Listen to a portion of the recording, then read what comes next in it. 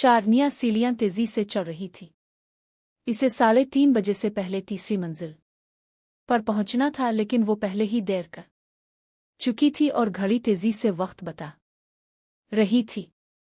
आज उसकी networking class का पहला दिन था, जिसमें इसने 1 महीना पहले दाखिला लिया था। शारन एक इंजीनियरिंग ग्रेजुएट थी और बहुत से दूसरे इंजीनियर्स की तरह वो भी बेरोजगार थी। इसने इंटरनेट पर घंटों गुजारे, नौकरी जैसी वेबसाइट्स पर बार बार तलाश किया, लेकिन आखिरकार इसे उम्मीद खत्म होती नजर आई।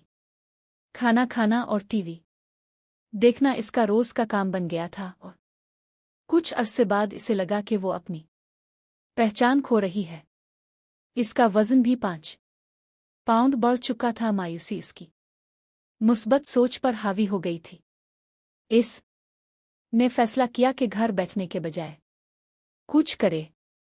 शारनिया ने एक बीपीओ कंपनी में नौकरी शुरू की, लेकिन कई घंटे कॉल्स करने और मुख्तलिफ लोगों से बात करने के बावजूद इसे वो सुकून नहीं मिला जो वो चाहती थी।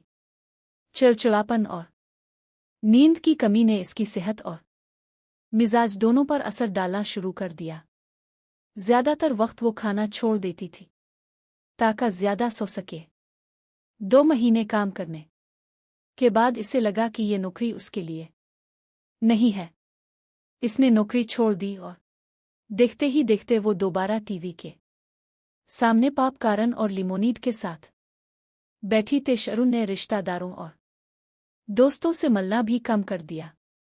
इसे डर था कि लोग इससे नौकरी के बारे में पूछेंगे और उसके पास कोई जवाब नहीं होगा, इसलिए वो ज्यादातर टीवी के सामने ही रहती थी। एक दिन जब वो टीवी चैनल्स बदल रही थी तो इसके मोबाइल पर उसका पसंदीदा गाना बजने लगा। इसने फौरन फोन उठाया और मुंह में चिप्स होते हुए बमुश्किल हेलो कहा। फोन उसकी कजिन लोअनिया का था।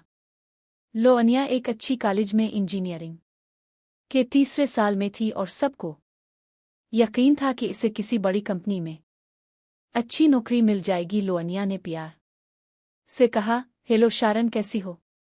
काफी अरसे से मुलाकात नहीं हुई। शारन ने दिल में सोचा, ये अचानक इतनी प्यारी क्यों बन रही है? जरूर कोई बात है, शरून ने जवाब दिया। ओ हाय लोअनिया, मैं ठीक हूं, बस थोड़ी मसरूफ थी। तुमने अचानक फोन कैसे किया?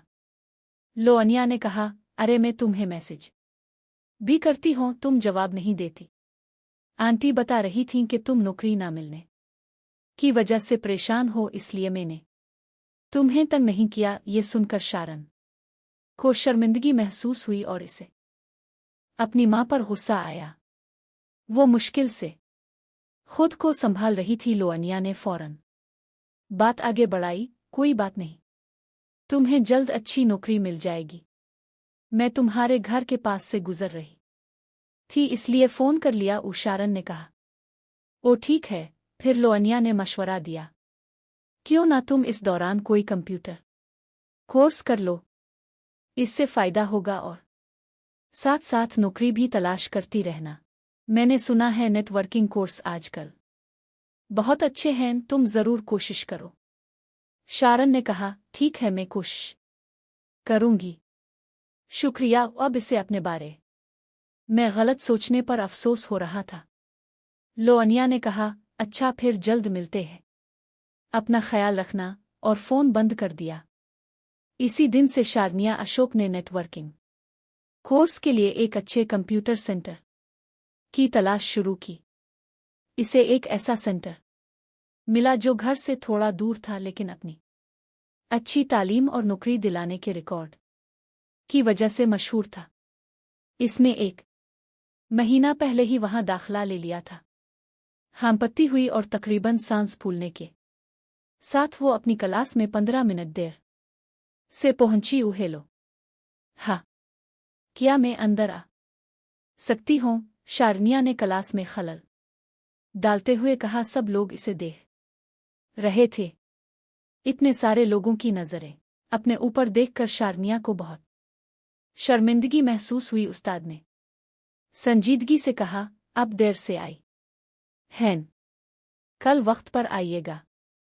अभी अंदर आ जाएं। उशारनिया अंदर गई और खाली जगह तलाश करने लगी। सिर्फ एक कुर्सी खाली थी जो एक लड़के के साथ थी। इस के पास और कोई रास्ता नहीं था, इस लिए वो वहीं जाकर बैठ गई। फिर शारनिया ने आहिस्ता से इस लड़के से कहा, हेलो, मैं शारनिया हूं। क्या आप मुझे बता सकते हैं कि मेरे आने से पहले सर क्या पढ़ा रहे थे? इसके जवाब में लड़के ने इसे लंबी और ठंडी नजरों से देखा, जैसे वो इसे डरा रहा हो। फिर इसने मुख्तसर सा जवाब दिया, मैं बताऊंगा। उशारनिया ने दिल में सोचा, कितना बदतमीज लड़का है, लेकिन किस्मत ने शारनिया के लिए कुछ और ही सोच रखा था। और यूं उसकी एक गलत मोहब्बत की कहानी शुरू हुई।